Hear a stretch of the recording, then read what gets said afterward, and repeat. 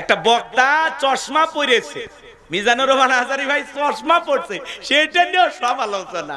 হুজুর যেই দিকে যায় ওই দিকে সমালোচনা। জোরে হাঁটলে কয় দাওয়াত বেশি পাইছে। কথা কন না, হুজুরদের দোষ আছে না নাই? জোরে হাঁটলে কি কয়, হুজুর দাওয়াত মানে আজকে বেশি আছে। আবার যদি চিন্তা করে মানুষ যখন এই কথা বললে একটু আস্তে হাঁটে, আস্তে হাঁটলে তখন বলে হুজুর আজকে মনে হয় সেই খাওয়া দিয়েছেন। হ্যাঁ, খাওয়ারের ভরে হ্যাঁ এত খাইছেন যে খাবার খাইয়ে হাঁটতেই পারতেছেন না। কথা কর না কেন? আবার চিন্তা করলো খাবার খাইলে যখন জোরে হাঁটলেও দোষ, আস্তে হাঁটলেও দোষ, তো এইবার খাবার খাইলে কম খাবো। এক দাওয়াতে যায় হুজুর একটু কম খাইতেছে, তখন বলতেছে হুজুর আজকে কমে একটু কম খাচ্ছেন, দাওয়াত কি আরো আছে? যাবেন কোন দিকে ভাই? হ্যাঁ, মিজানুর রহমান আজারি ভাই একটা সানগ্লাস পরেছে, কালো কালারের চশমা পরেছে, রোদের ব্যাপার, প্রখর রোদ, তাই না? একটা কালো চশমা পরেছে, কোন কোম্পানির, কোন দেশ বানাইছে, এটা ইসরায়েলি পণ্য কিনা, এই হুজুর কেন পড়লো, এই হুজুর করছে, বাপ রে বাপ, তুমুল সমালোচনা, ফেসবুকে লেখালেখি। কথা কন না কেন? কি লাভ মানুষের সমালোচনা করে?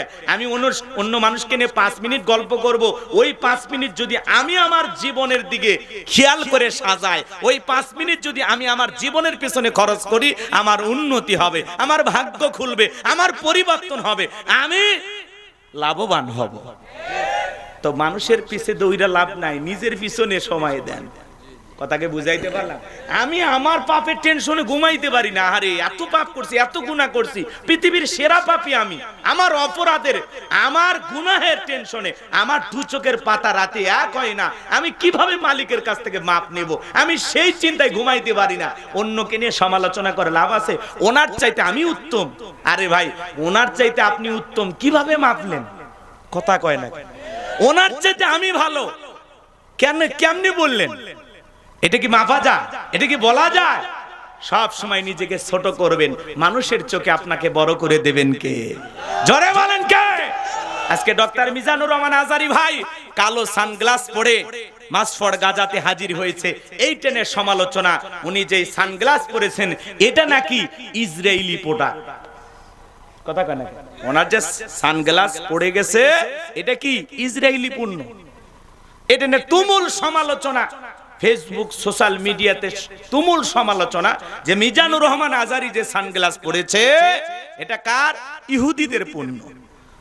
অথবা যেই কোম্পানি এটা বাজারজাত করেছে সেই কোম্পানির সাথে ইহুদিদের সাথে সম্পর্ক আছে, তারা ইসরায়েলকে সাপোর্ট করে, ইসরায়েলের পেছনে বিপুল পরিমাণে টাকা খরচ করে।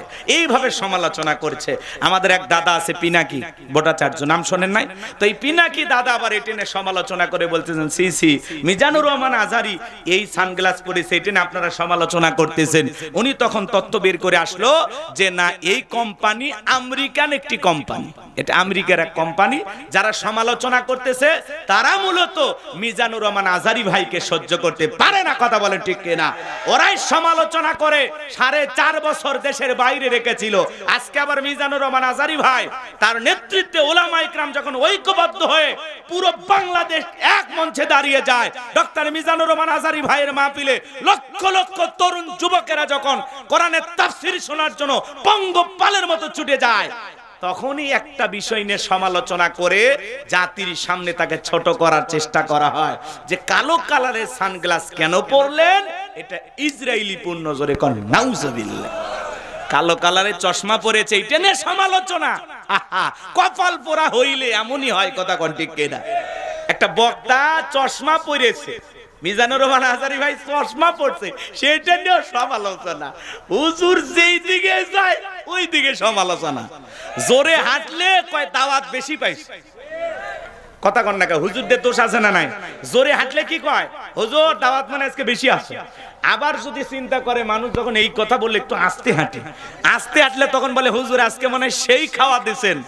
হ্যাঁ, খাওয়ারের ভরে হ্যাঁ এত খাইছেন যে খাবার খাইয়ে হাঁটতেই পারতেছেন না। কথা কর না কেন? আবার চিন্তা করলো খাবার খাইলে যখন জোরে হাঁটলেও দোষ, আস্তে হাঁটলেও দোষ, তো এইবার খাবার খাইলে কম খাবো। এক দাওয়াতে যায় হুজুর একটু কম খাইতেছে, তখন বলতেছে হুজুর আজকে কমে একটু কম খাচ্ছেন, দাওয়াত কি আরো আছে? যাবেন কোন দিকে ভাই? হ্যাঁ, মিজানুর রহমান আজারি ভাই একটা সানগ্লাস পরেছে, কালো কালারের চশমা পরেছে, রোদের ব্যাপার, প্রখর রোদ, তাই না? একটা কালো চশমা পরেছে, কোন কোম্পানির, কোন দেশ বানাইছে, এটা ইসরায়েলি পণ্য কিনা, এই হুজুর কেন পড়লো, এই হুজুর করছে, বাপ রে বাপ, তুমুল সমালোচনা, ফেসবুকে লেখালেখি, কথা কন না কেন? আচ্ছা, যারা আলেমদের বিরুদ্ধে ফেসবুকে উল্টা পাল্টা লেখে, এরা কি মানুষের কাতারে পড়ে? একটা চশমা নিয়ে আপনি লিখতেছেন আজারি ভাই চশমা পড়ছে, এটা ওই দেশের পণ্য। আল্লাহ যেন ওই সমস্ত মানুষদেরকে হেদায়েত দান করেন, জোরে বলুন আমিন। ডক্টর মিজানুর রহমান আজারির সমালোচনা করার আগে তার মতো যোগ্যতা অর্জন করো, তারপরে সমালোচনা করো, কথা বলেন ঠিক কিনা? মনে রাখবেন, যোগ্য মানুষদের সমালোচনা হয়, আর এই অযোগ্য মানুষদের জন্মই হয়েছে মানুষের সমালোচনা করার জন্য, কথা বলে ঠিক কিনা? আপনার সমালোচনায় মিজানুর রহমানের যায় আসে না, মিজানুর রহমান আজারি তার জায়গাতে আছে, কথা বলেন ঠিক কিনা? কি সুন্দর চেহারা, কি সুন্দর বয়ান, কি সুন্দর হাসি। আমাদের পিনাকি দাদা তার প্রশংসা করে বলতেছেন, আমি নিজে তার ভক্ত। কি সুন্দর স্মার্ট একজন বক্তা, স্মার্ট মানুষ মিজানুর রহমান আজারি, কি সুন্দর চেহারা, একটা নায়কের চাইতে তার চেহারার কোনো কিছু অভাব নাই, কি চমৎকার চেহারা, বলে কি সুন্দর বাংলা বলতে পারেন, কি সুন্দর ইংলিশ বলতে পারেন। তার বক্তব্য শুনে পিনাকি দাদা প্রশংসা করে বলতেছেন, আমি নিজেও তার ভক্ত, মারহাবা কর। একজন অমুসলিম একটা আলেমের প্রশংসা করতেছে, আর আপনি মুসলমান হইয়া ফেসবুকে উল্টাপাল্টা পোস্ট করেন যে কালো চশমা পরেছেন মিজানুর রহমান আজারি, এটা ওই দেশের পণ্য, মনে হয় বাপের ফ্যাক্টরি তৈরি হয়েছে চশমা, কথা কন ঠিক কিনা? আল্লাহ যেন আমাদের হেদায়েত দান করেন। আলেমদের পিছে লাগেন না, মিজানুর রহমান আজারি পিছনে লাগে লাভ নাই। ডক্টর মিজানুর রহমান আজারির বিরুদ্ধে যারা সমালোচনা করেছিল, দেশ থেকে বিতাড়িত করেছিল, ঠিকই ডক্টর মিজানুর রহমান আজারি বীরের বেশে বাংলাদেশে ফিরে এসেছেন, লাল গালিজার সংবর্ধনা দিয়া কোরআনের মাহফিলের মঞ্চে তাকে তোলা হয়েছে, কথা কোন ঠিক কিনা? এই সম্মান আল্লাহ দিয়েছেন, কথা বলেন ঠিক কিনা? ওয়া তুইজ্জু মান তাশা ওয়া তুযিল্লু মান তাশা, সম্মান দেওয়ার মালিক কে? সম্মান দেওয়ার মালিক একমাত্র আল্লাহ। বিদায় আপনাদের সমালোচনায় আলেমদের কোনো কিছু যায় আসে না, হেরে যাবে ওদের হিংসা, জিতে যাবে আমাদের ভালোবাসা, কথা বলেন ঠিক কিনা? এই ঠুনকো ঠুনকো বিষয় নিয়ে যারা আলেমদের পিছে লাগে, আল্লাহ যেন এই সমস্ত মানুষদের হেদায়েত দান করেন, জোরে বলুন আমিন। আর একটু জোরে বলুন আমিন। কষ্ট পাইছেন আপনারা আমার ভাইরা, দিল দিয়া কথাগুলো বোঝার জান, তাহলে জবান দিয়ে যা ইচ্ছা তাই বলা যাবে না। মুমিন বান্দা জবান দিয়ে সে কথা বলবে যে কথা বললে সব হয়। প্রত্যেকটা কথা বলার আগে আগে পিছে ভাবার দরকার আছে না নাই? কথা আছে, ভাবিয়া করিও কাজ, করিয়া ভাবিও না, কথা কর। তাহলে জবান দিয়া প্রত্যেকটা কথা আমি হিসাব করে বলবো, কারণ আমার জবানের কথাগুলো ফেরেশতারা রেকর্ড করতেছে। একদিন কিয়ামতের ময়দানে আমার প্রত্যেকটা কথার জবাব আল্লাহর কাছে দিতে হবে। কুল্লু নাফসিম বিমা কাসাবাত রহিনা, প্রত্যেকটা মানুষ তার নিষ্কৃত কর্মের কাছে আবদ্ধ। আপনার জীবনের প্রত্যেকটা কৃত কর্মের হিসাব আপনি দিতে বাধ্য, কার কাছে? এই জন্য যেমন কর্ম তেমন ফল, বিশ্বাস নাই করিয়া দেখো, বেহেশত ৮ দোজখ ৭, বিশ্বাস নাই মরিয়া দেখো। আমার কথা কি খারাপ লাগে বাজান?